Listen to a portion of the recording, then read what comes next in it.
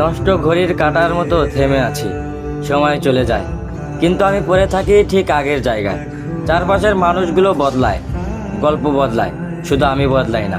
আমি দাঁড়িয়ে আছি এক অচল সময়ের প্রহরে, যেখানে আশার রঙগুলো ধূসর হয়ে গেছে।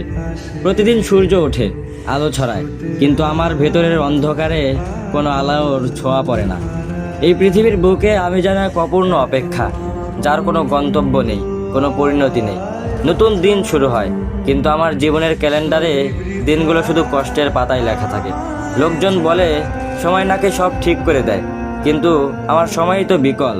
আমার সময়ই তো নষ্ট ঘড়ির মতো আটকে আছে। আমি যতই চাই নিজেকে বদলাতে, নতুন করে হাঁটতে, ভেতরের জমাট বাঁধা ব্যথা আমাকে বারবার ফিরিয়ে আনে সেই অচল মুহূর্তে, যে মুহূর্ত আমাকে আজও ছাড়েনি।